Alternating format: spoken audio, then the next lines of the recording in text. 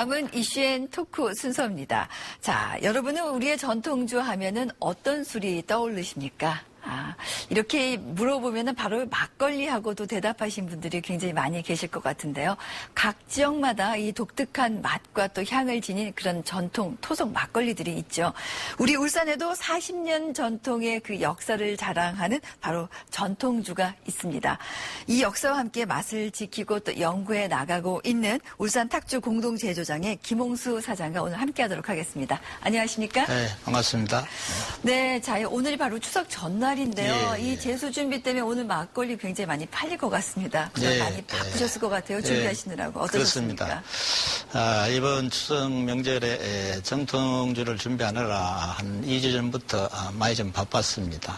네네. 이 우리나라의 국조인 막걸리가 명절에는 제주로도 많이 이용을 해주시기 때문에 어느 때보다 정성껏 준비를 하였습니다. 네. 또한 이런 기회에 국민의 술 막걸리가 울산 시민과 공감대를 형성하는 데 좋은 기회라고 생각하고 또 울산 탁주를 인기를 다시 한번 실감하는 기회가 되었습니다. 네. 근데 보면은 요즘 막걸리가 굉장히 좀 인기가 많이 있습니다. 몸소 그 인기를 또 체험하실 텐데요. 어느 정도 인기가 있나요? 저희 울산 지역에서 저희 공장에서 생산되는 막걸리 선호도가 정통주 시장의 약 90% 이상 시장 점유율을 가진 것으로 저희들이 판단을 하고 있습니다. 네네. 특히 많은 종류의 전통주가 시판되고 있는데 불구하고 울산 시민들이 저희 막걸리를 이렇게 많이 사랑과 관심을 가져주시는 데 대해서 항상 진심으로 감사하게 생각을 하고 있습니다. 네. 뭐 지금 울산 전체 시장의 한 90% 정도를 차지한다 그러면 뭐 대단한 양인데요. 그 비결이 어디 있을까요? 쌀 동동주를 제조하면서 네네. 쌀 알갱이라고 합니다. 쌀잔 위에 그 동동 뜨는 그 부분 아니십니까? 그 비법을 저희들이 연구 개발을 해서 특허를 가지고 있습니다. 그와 반면에 톡 쏘는 맛과 청량감, 또 인공 탄산이 아닌 발효 과정에서 생성되는 천연 탄산이 이 소비자의 입맛에 맞다고 그렇게 판단을 합니다. 네, 그러니까 뭐 특허 기술도 갖고 계시고 또 천연 효모를 아까 천연 탄산을 쓰신다고 했는데 맛과 질이 우수하다라는 말씀이신 것 같습니다. 그런데 이렇게 이런 맛을 찾기까지는 뭐 여러 가지 시행착오가 있으셨을 것 같아요. 많이 어려움도 있으셨죠? 제가 이 막걸리 공장에 입사하게 된 동기부터 먼저 말씀을 드린다면 네네.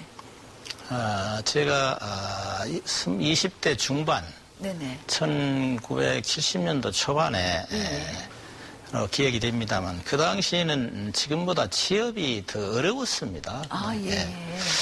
그 취업을 고민하던 중에 울산에 계시는 지인으로부터 추천을 받고 울산 탁주의 시험실에 처음으로 인연을 갖게 되었습니다. 그래서 처음에는 저로서는 생소한 분야라서 망설이기도 좀 하였습니다만은 근무를 하면서 미생물이 연구를 하면 할수록 무궁무진하고 참으로 신기하기도 하고 한 데 대해서 제가 큰 매력을 가지게 되었습니다. 그 미생물을 앞으로 꾸준히 연구 노력만 한다면은 비전을 가질 만한 괜찮은 직업이나 사업일 수도 있겠구나 하는 그런 생각을 가지게 돼서 꾸준히 노력한 덕분에 오늘에 이르게 된 것 같습니다. 그러니까 뭐 70년대 초반이라고 하면 지금부터 한 40년 전쯤 될 텐데요. 자, 그렇다면 그 70년대 막걸리 시장의 규모는 어땠습니까? 뭐 지금처럼 뭐 이렇게 뭐 기계화되거나 이러지 않고 거의 뭐 집에서 담가 먹고 이런 수준 아니었나요? 네, 그렇습니다. 그 울산을 보면은 70년대 이전에는 12개 소규모 양조장이 산재되어 있었습니다. 그런데 고질적으로 문제가 위생 문제라든지 이제 주질에 대한 정통성 문제, 또 유통 질서 문란 등으로 각 공장마다 과잉 출혈 경쟁으로 해서 도산 위기에 처해 있었습니다. 그래서 마침 그 당시에 관계기관에서 예, 예. 공동사업을 권장을 하였습니다. 그래서 하기까지는 좀 어려움도 있었습니다만은 12개 공장이 뜻을 같이 해서 공동사업을 하게 되었죠. 그래, 예를 들어 말씀을 드리면은 참고로 전국의 막걸리 공장 수는 한 1,500개 면허주가 있습니다. 예. 그리고 공장은 한 850개 정도가 있고. 굉장히 많네요. 예, 많습니다. 예. 그리고 또 2001년도 이전에는 막걸리가 허가제였습니다. 예, 그랬었죠. 그러고 판매도 예를 들면 울산에 허가를 받았으면 울산 시내에서만 팔아야 되는 예. 그런 세법상이 그래 돼 있었습니다만은 2001년도 이후에는 허가제가 신고제로 바뀌고 또 판매 구역도 지역 제한이 해제가 되었습니다. 예. 그래서 지금 예를 들면 저희 술이 부산에가 팔 수도 있고 네네. 울산에 서울에가 팔 수도 있고 예. 또 그쪽 지역 술이 울산으로 들어올 수 있는 네네. 그런 구역이 해제돼서 자유 경쟁 체제로 바뀌게 되었습니다. 아, 그랬군요. 근데 아까 그 말씀하셨던 대로 그 12개 그 소공장들이 공동 제조를 하게 되면은 이 공동 제조장부터 좀 더 설립을 했어야 될 것 같은데 이것도 마련하기가 쉽지 않았을 것 그 같아요. 문제에 대해서도 앞에 언급한 대로 공동사업은 추진을 해놨는데 네네. 시설 규모나 이런 것들이 뒷받침이 안 되기 때문에 어려움을 겪게 됩니다. 예.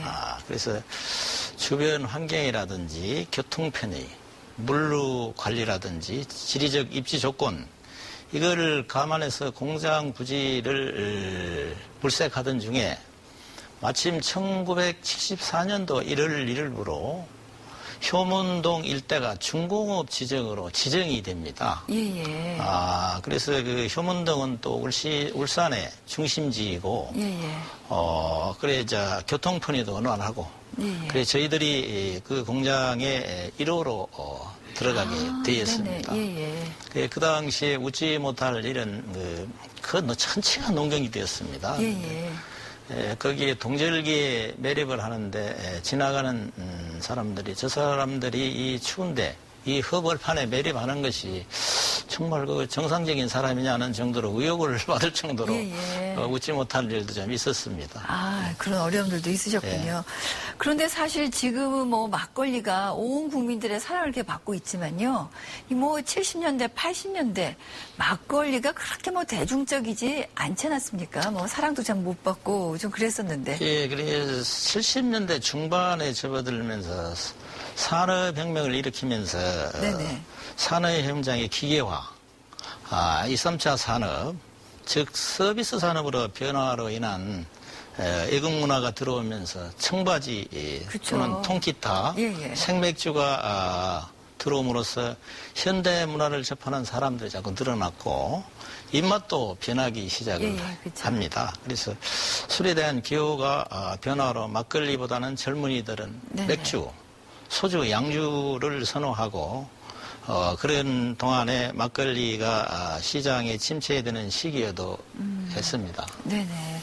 사실 뭐 제가 대학 다닐 때나 뭐 이제 직장 생활 시작했을 때는 막걸리는 나이가 좀 많이 드신 분들이나 좀 선호하는 그런 술이었는데 자, 어떤 계기로 해서 이렇게 막걸리가 이렇게 좀 더 이렇게 좀 많이 확산이 되게 됐을까요? 뭐 어떤 뭐 쌀농사 짓는 것과 좀 연관이 있지 않을까 싶은데요. 그 연관이 있습니다.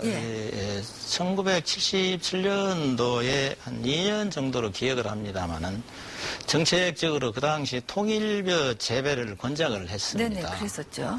그래서 식량 자급자족을 하고 남은 쌀을 막걸리를 제조하게 이릅니다.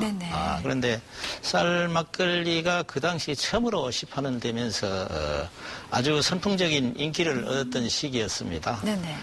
그런데 통일벼 재고가 소진되면서 아쉽게도 그 이후에 출고가 중단되는 안타까운 격동기도 있었습니다. 말씀을 듣다 보니까 중간중간 어려운 일이 굉장히 많이 있으셨던 것 같은데, 근데 이렇게 이 공동 제조장 형태로 대량으로 이렇게 만들다 보면 당연히 생산도 많이 하게 되고요. 예. 그렇다 보면은 뭐 어떤 유통 구조를 가져야 되는지 뭐 이 유통 구조 또 이 막걸리 같은 경우는 저는 잘은 모르지만 그 기간 안에 또 먹어야 되는 수준이니까 맞습니다. 그래서 예. 많이 어려움이 있으셨을 것 같아요. 저희 그 오랜 경험을 비춰볼 때 경쟁력을 가지려면 먼저 품질의 고급화가 최우선이 돼야 된다고 예. 생각을 합니다. 그 다음은 전문 기술진 양성에 과감한 투자를 해서 옛날식이 아닌 현대에 맞는 그런 연구 개발을 해서 새로 찾아지는 그 미생물을 현재 하는 방법하고 접목을 시켜가지고 네네. 소비자의 기호에 맞는 제품을 생산하는데 주력을 해야 되겠다는 생각을 하고요. 또 그 다음은 2000년도 이후에는 자동화 시스템을 연구하기 시작을 합니다. 예. 그런데 막걸리 규격에 맞는 자동화 시스템이 그 당시에는 없었습니다. 그렇죠. 그랬겠죠. 그래서 우리나라의 국주는 막걸리입니다만은 일본은 정종이 정주가 아닙니까? 예. 그래서 일본 서적이나 이런 걸 이렇게 찾아보니까 그 일본은 우리나라보다 그 제조 기술의 자동화가 좀 앞서가고 있었습니다. 네네. 그래, 그때의 그런 서적을 보고 참고로 해서 우리가 맞는 막걸리 제조에 맞는 자동화 시스템을 개발하기 시작을 합니다. 예. 그 이후에는 그린 시스템이라든지 환경과 위생을 생각하는 것이 소비자의 또 보담하는 길이 아니라는 생각을 또 하게 되지요. 네네. 그러셨군요. 근데 네.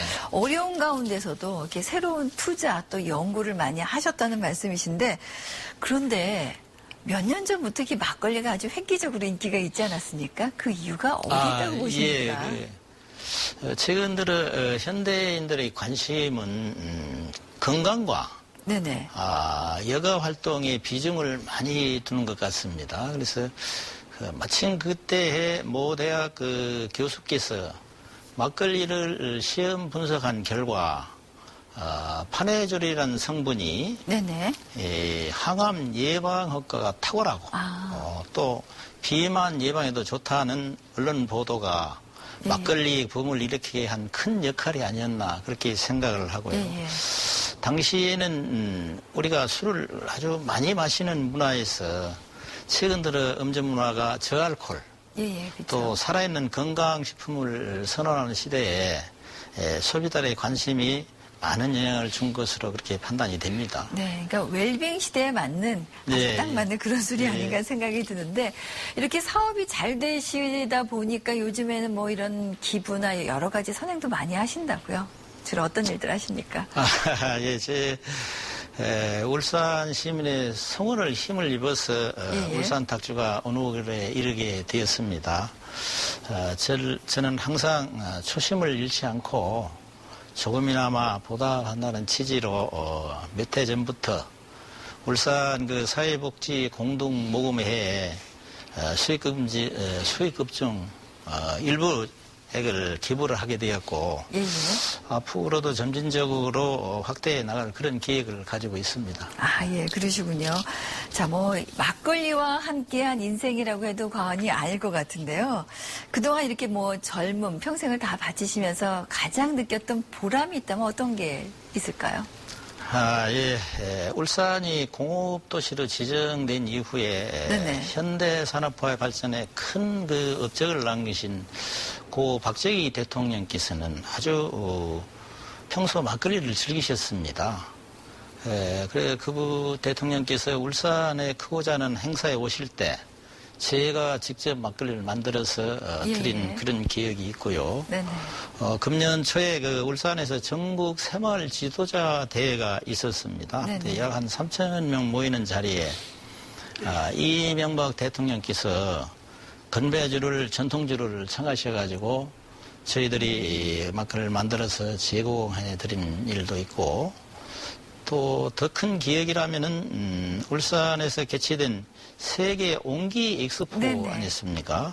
그래 공식 건배주로 선정된 것은 막걸리술은 처음이 아닌가 이렇게 생각을 합니다.